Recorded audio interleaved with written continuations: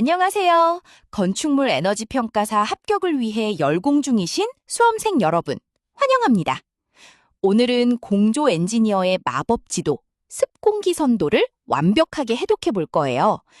복잡한 선들 때문에 그동안 많이 답답하셨죠? 오늘 이 영상 하나면 끝납니다. 8대 상태량을 읽는 방법부터 공기가 변하는 팔방이 프로세스까지 싹 다 알려드릴게요. 초보자분들도 직관적으로 에너지를 꿰뚫어 볼 수 있도록 아주 쉽게 설명해 드립니다. 자, 공기조화 마스터를 향한 위대한 첫걸음, 지금 바로 시작해 볼까요? 가장 먼저 습공기 선도의 모양이 왜 삐딱한지 그 이유부터 파헤쳐 보겠습니다. 일반적인 직각 그래프와 달리 이 선도는 중요, 사교 좌표계라는 방식을 사용하고 있어요. 엔지니어들이 가장 자주 쓰는 열, 엔탈피, H, 그리고 습기, 절대 습도를 한눈에 통제하기 위해서죠. 사선으로 비스듬하게 뻗은 축이 엔탈피, 가로로 평행하게 뻗은 축이 절대 습도를 나타냅니다. 이 두 축이 비틀려 만나면서 우리가 아는 독특한 부채꼴 모양의 선도가 완성된 거랍니다. 축이 왜 기울어져 있는지 알면 선도를 읽을 때 방향을 헷갈리지 않을 수 있습니다. 선도의 가장 왼쪽을 막아주는 둥근 지붕 같은 굵은 선을 주목해주세요. 이 선이 바로 공기가 물을 머금고 버틸 수 있는 물리적 한계점, 중요, 상대 습도 RH 100% 포화선입니다. 이 선을 넘어가면 공기는 더 이상 수증기를 품지 못하고 물방울, 이슬로 뱉어내게 되죠. 그리고 오른쪽 세로축을 보시면 현재 공기에 실제 포함된 수분의 절대량인 절대습도 X가 있습니다. 이 절대습도와 나란히 움직이는 짝꿍이 바로 중요, 수증기 분압, PW랍니다. 오른쪽 축에서 위아래로 움직이며 공기 속 진짜 수분량을 읽어내는 법, 꼭 기억해두세요. 이번에는 우리를 헷갈리게 하는 온도의 세 가지 얼굴을 완벽하게 구분해 보겠습니다. 상태점에서 아래로 수직으로 내려오면 우리가 아는 현재 온도인 건구 온도, dB를 읽습니다. 그리고 젖은 온도계가 나타내는 중요한 습고 온도, WB는 대각선 점선을 따라 포화선 쪽으로 읽어주죠. 마지막으로 상태점에서 왼쪽으로 중요한 수평 이동에 포화선에 부딪히면 이슬이 맺히는 노점 온도, DP가 됩니다. 아래로는 건구, 대각선은 습구, 왼쪽 수평은 노점. 이 세 가지 방향만 알면 온도 읽기는 끝납니다. 방향에 따라 완전히 다른 온도를 가리키게 되니 선을 따라갈 때 절대 헷갈리시면 안 돼요. 온도를 알았으니 이제 보이지 않는 공기의 부피와 에너지를 찾아보겠습니다. 선도 위를 가로지르는 가파른 실선들은 공기 1kg이 차지하는 부피, 즉 빛의 적, V를 나타냅니다. 그리고 약간 완만한 사선으로 쭉쭉 뻗어나가는 초록색 선들이 바로 엔탈피, H입니다. 엔탈피는 공기가 품고 있는 총 열량으로 공조기 용량을 계산할 때 이 값의 차이를 읽는 게 핵심이죠. 단순히 온도만 안다고 해서 에어컨이 전기를 얼마나 먹을지 알 수 없답니다. 반드시 열량, H를 지배해야만 공조 시스템 전체를 지배할 수 있다는 점 명심해 주세요. 자, 드디어 습공기 선도에서 가장 위대한 마법의 규칙, 중요, 룰 오브 투를 소개합니다. 앞서 배운 8가지의 복잡한 상태량들을 전부 다 외우고 있어야 할까요? 절대 아닙니다. 선도 위에서 중요, 단 2가지의 상태량만 주어지면 교차점, 포인트 0을 딱 찍을 수 있습니다. 예를 들어 건구 온도 26도와 상대 습도 50%가 만나는 점 하나만 정확히 찍어보세요. 그 점을 기준으로 사방으로 선을 그으면 나머지 6개의 자물쇠가 마법처럼 스르륵 풀리게 됩니다. 2가지 단서로 모든 에너지를 꿰뚫어보는 이 원리가 바로 선도를 쓰는 진짜 이유랍니다. 이제 선도 위에서 점이 움직일 때 공기가 어떻게 변하는지 첫 번째로 가열과 냉각입니다.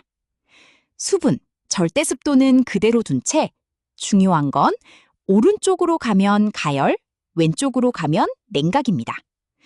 가열하면 온도가 오르고 에너지가 증가하지만 공기 그릇이 커져서 상대 습도, RH는 오히려 뚝 떨어지죠. 반대로 냉각하면 온도와 에너지는 낮아지고 상대 습도는 점점 100%를 향해 쑥쑥 올라갑니다. 여기서 중요한 건 가열할 때 상대 습도는 감소한다는 사실은 시험에 무조건 나오는 1순위 오답 함정입니다.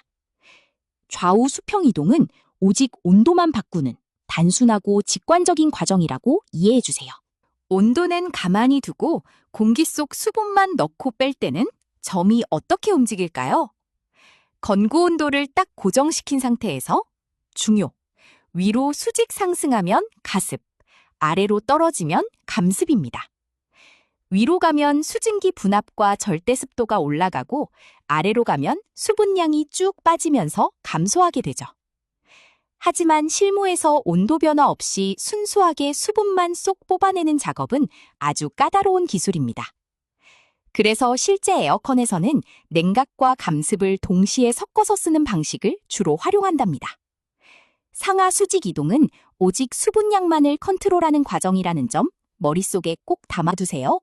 우리가 여름에 쓰는 에어컨이 어떻게 시원함과 뽀송함을 동시에 주는지 그 비밀을 파헤쳐 볼게요. 공기를 왼쪽으로 계속 차갑게 시키다 보면 어느 순간 중요, 100% 한계선인 노점, 이슬점에 꽝 충돌합니다. 여기서 멈추지 않고 더 차갑게 밀어붙이면 공기가 품지 못한 수분이 이슬로 변해 뚝뚝 떨어지죠.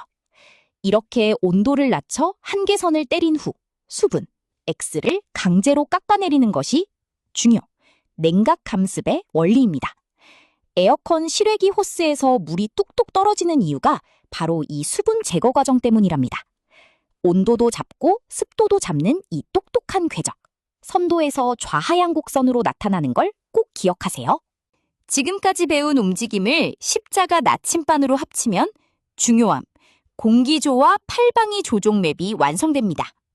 동서남북으로 뻗은 단순 가열, 냉각, 가습, 감습 외에도 대각선으로 움직이는 4가지 복합 과정이 있죠. 우상향은 겨울철 기본 공조인 중요함, 가열, 가습. 좌하향은 여름철 에어컨인 중요함, 냉각, 감습입니다. 좌상향은 물을 뿌려 씻고 식히는 냉각, 가습. 우하향은 화학 제습제를 쓰는 가열, 감습 과정을 뜻해요. 어느 방향으로 점이 이동하는지만 보면 지금 우리 집 공조기가 무슨 일을 하는지 1초 만에 알 수 있습니다. 이 나침반 하나만 머릿속에 넣고 계시면 어떤 복잡한 공조 문제도 방향을 잃지 않는답니다. 선도를 실무에 적용해 볼까요? 겨울철 골칫거리인 결록, 이슬을 진단하는 완벽한 방법입니다.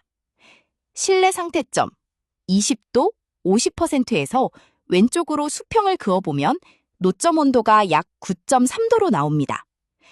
만약 차가운 바깥 공기 때문에 중요, 실측된 벽체 온도가 이 9.3도를 뚫고 더 차갑게 내려간다면 그 순간 공기의 포화 한계가 붕괴되면서 벽면에 눈물처럼 결로가 줄줄 쏟아지게 되는 것입니다.